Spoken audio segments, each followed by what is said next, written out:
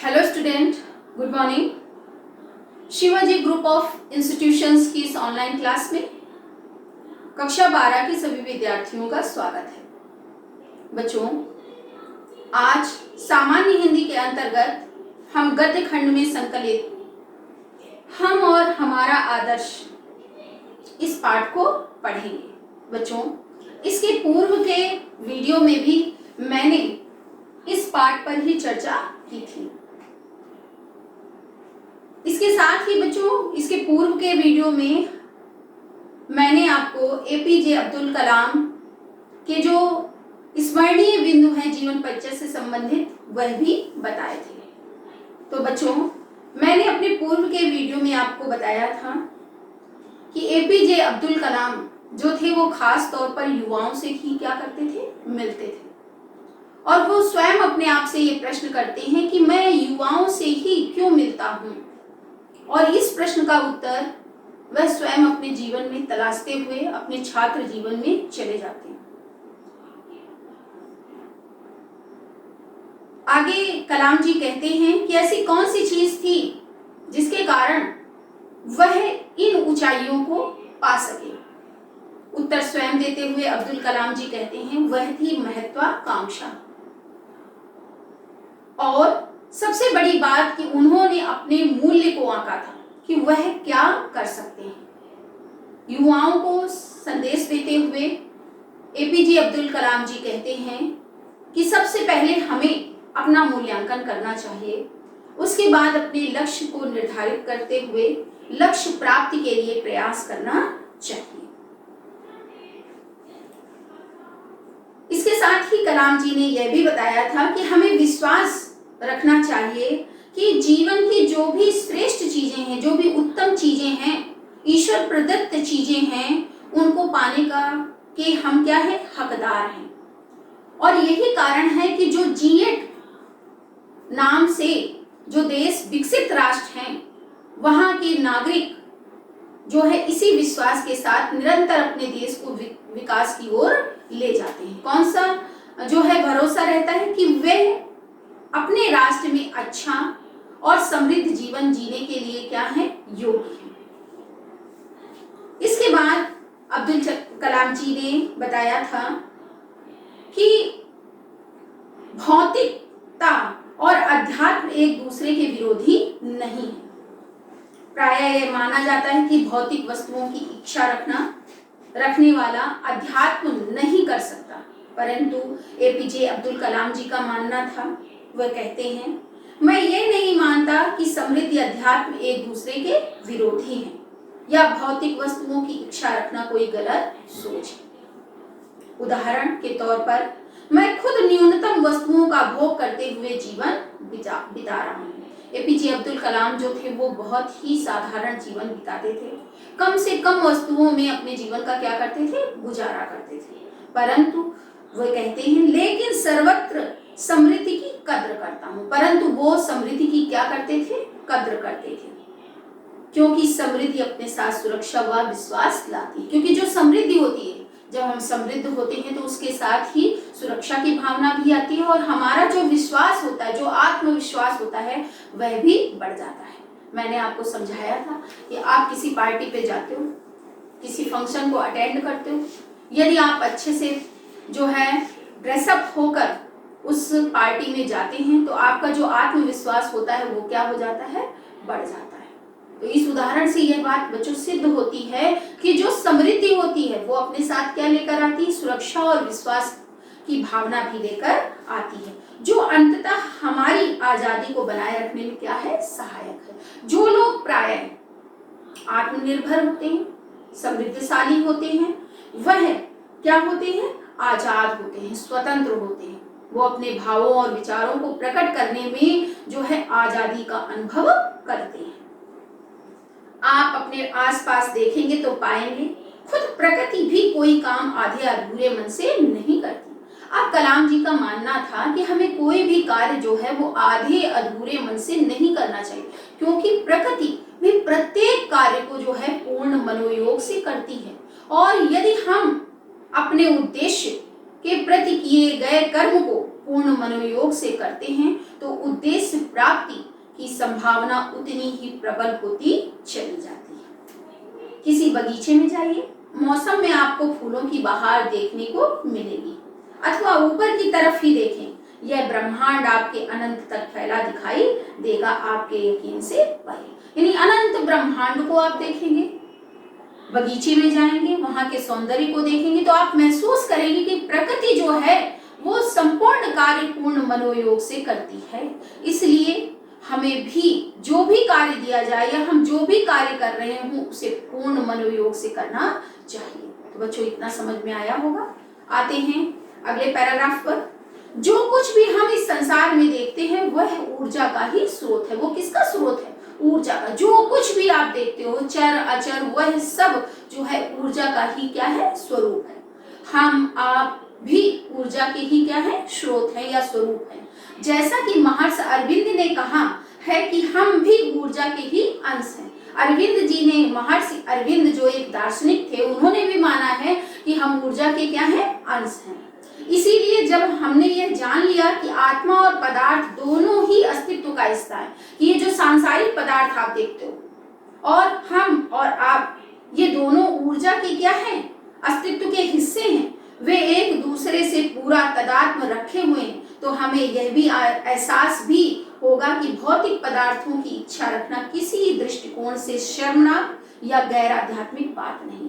जब हम यह मानते हैं कि हम और पदार्थ ऊर्जा के ही अंश हैं, तो फिर एक का दूसरे के प्रति जो आकांक्षा है, जो चाह है, वो उस चाह को रखना जो है कोई शर्मनाक या गैर आध्यात्मिक बात नहीं है।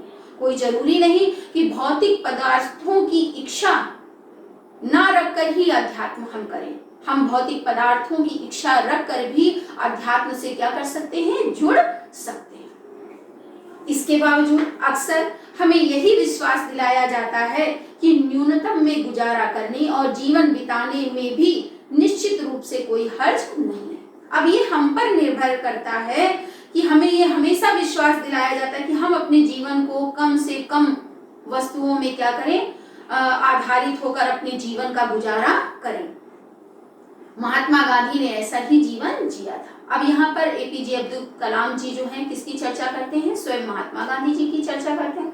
महात्मा गांधी जी के जीवन के संबंध में आप विशेष रूप से जान चुके हैं कि पहले तो भले ही वो जो है बहुत ही वैभव और संपन्नता का जीवन जीते थे, परंतु जब उनका जो है आत्मज्ञान जागा तो उन्होंने न्यूनतम चीजों पर जीवन का गुजारा करना क्या कर दिया था? प्रारंभ कर दिया था।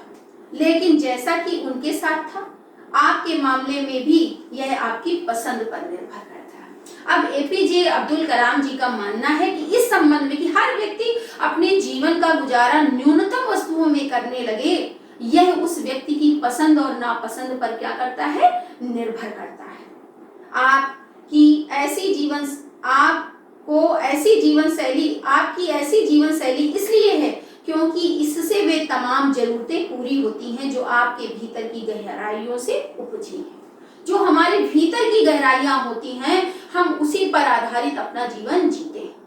हमारी अंतरात्मा यदि हमें न्यूनतम वस्तुओं में जीवन गुजारित करने या जीवन का गुजारा करने की प्रेरणा देती है या प्रेरित करती है, तो हम बहुत संपन्न होते हुए भी न्यूनतम चीजों में भी क्या कर लेते हैं? गुजारा कर लेते हैं। और यदि हमारी अंतरात्मा कम चीजों में संतुष्ट नहीं होती, महत्व अधिक पाती है, महत्वाकांक्षी अधिक होती है, तो हम अधिक से अधिक पदार्थों को प्राप्त करके भी संतुष्टि का अनुभव नहीं करते। लेकिन त्याग की प्रतिमूर्ति बनना और जोर जबरदस्ती से चुनना, सहने का गुणगान करना अलग बातें हैं। अब किसी को जोर जबरदस्ती से न्यूनतम वस्तुओं के द्वारा जीवन का गुजारा करने के लिए बाध्य नहीं कर सकते। इसलिए हमें व्यक्ति विशेष को छोड़ देना चाहिए कि वो अपना जीवन कैसे जीना चाहता है। बच्चों, आ रहा होगा समझ में? हमारी युवा शक्ति से संपर्क कायम करने के मेरे फैसले का आधार यही रहा। हमेशा जो एपीजे अब्दुल कलाम थे वो युवाओं से मिलते थे और यही कारण था जिसके कारण वह युवाओं से ही सदैव क्या करते थे? संपर्क कायम करते थे। उनके सपनों को जानना और उन्हें बताना कि अच्छे भरे पूरे और सुख सुविधाओं से पूर्ण जीवन के सपने देखना, फिर उस स्वर्णिम युग के लिए काम करना सही है। एपीजे अब्दुल कलाम का मानना था कि हमें खूब सपने देखने चाहिए, स्वर्णिम सपने देखने चाहिए, सुख और समृद्धि के सपने देखने चाहिए और उन सपनों को साकार करने के लिए हमेशा प्रयासरत रहना चाहिए। इसलिए हमें सपने जरूर देखने चाहिए। आप जो कुछ भी करें वह आपके हृदय से किया गया हो। आप कोई भी कार्य करें पूर्ण मनोयोग से करें, अपनी आत्म को अभिव्यक्ति दें और अपनी आत्म जो आप करना चाहते हो उसी को आप क्या दें, अभिव्यक्ति दें। जोर जबरदस्ती में जो भी कार्य आपसे कराया जाता है वह बहुत ही श्रेष्ठ नहीं होता। आत्म को अभिव्यक्ति, मान लीजिए आपके फादर चाहते हैं कि आप IAS PCS बने और आप चाहते हैं कि आप डॉक्टर बने, तो आपकी जो आत्म अभिव्यक्ति है उसी में सफलता आपको अधिक मिलेगी और इस तरह अपने आसपास प्यार और खुशियों का प्रसार कर सके। और जब ऐसा होता है, जब हम अपनी आत्म को अभिव्यक्ति देते हैं तो हम अपने आसपास जो है प्यार और खुशियों को अधिक क्या कर देते हैं, फैला सकते हैं। और जब ऐसा नहीं होता तो द्वंद्व होते हैं, दुख होता है, क्लेश होता है। तो बच्चों ये पाठ बहुत ही सुंदर एपीजे अब्दुल कलाम जी ने लिखा है। इसको जितने बार भी पढ़ा जाता है उतनी बार इसके अर्थ क्या होते हैं, अलग निकलते चले जाते हैं। तो बच्चों आज मैं आपको गृह कार्य दे रही हूँ। आपको बताया गया होगा कि गद्यांश पर आधारित प्रश्नोत्तर जो हैं वो परीक्षाओं में पूछे जाते हैं। कई बार अभ्यास कार्य भी आपको कराया जा चुका है। तो आज मैं आपको गद्यांश पर आधारित प्रश्नोत्तर दे रही हूँ। तो आप सभी बच्चे जरा ध्यान दीजिए, पैराग्राफ निकालिए। मैं खास तौर से युवा छात्रों से ही क्यों मिलता हूँ, पहला ही पैराग्राफ है, मिला बच्चों। इस पैराग्राफ में आप लास्ट तक आइए। लास्ट में क्या दिया है, ज्ञानवान नागरिक भी कैसे बन सकेंगे, मिला बच्चों। यानी फर्स्ट पैराग्राफ जो है वो पूरा आपको लेना है। पहला प्रश्न क्या है, पहला प्रश्न आपको मालूम रहता है। पहला प्रश्न क्या आता है, उपर्युक्त गद्यांश के पाठ एवं लेखक का नाम लिखिए। दूसरा प्रश्न क्या होगा, रेखांकित अंश की व्याख्या कीजिए। तो रेखांकित अंश करिए, लगाइए। जब तक हमारे विद्यार्थी और युवाओं को यह भरोसा नहीं होगा, मिला बच्चों, लास्ट की लाइन है, जब तक हमारे विद्यार्थी और युवाओं को यह भरोसा नहीं होगा कि वे विकसित भारत के नागरिक बनने के योग्य हैं, तब तक वे जिम्मेदार और ज्ञानवान नागरिक भी कैसे बन सकेंगे। तो इस अंश की, इस रेखांकित अंश की बच्चों आपको क्या करनी है, व्याख्या करनी है। तीसरा प्रश्न है बच्चों, डॉक्टर एपीजे अब्दुल कलाम खास तौर से किससे मिलते थे। बहुत ही सरल उत्तर होगा इसका। प्रश्न क्या, तीसरा दोहरा रही हूं, डॉक्टर एपीजे अब्दुल कलाम खास तौर से किससे मिलते थे। इसके बाद बच्चों चौथा प्रश्न है, डॉक्टर अब्दुल कलाम की कामयाबी के लिए सबसे महत्वपूर्ण बात क्या रही। प्रश्न रिपीट कर रही हूं, डॉक्टर अब्दुल कलाम की कामयाबी के लिए सबसे महत्वपूर्ण बात क्या रही। प्रश्न संख्या 5 है बच्चों, व्यक्ति किन चीजों को पाने का हक रखता है। व्यक्ति किन चीजों को पाने का हक रखता है।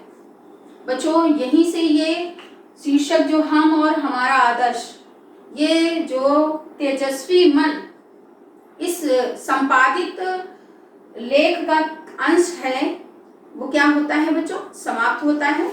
और आपका जो 12th का निर्धारित पाठ्यक्रम है गद्य खंड का, वो भी यहीं से बच्चों क्या हो रहा है, समाप्त हो रहा है। तो मुझे आशा है कि आप जो आपको गृह कार्य मैंने दिया है वो भली भांति आप अपनी HW की कॉपी पे कर लेंगे। आज के लिए बच्चों इतना ही पर्याप्त है। Have a nice day.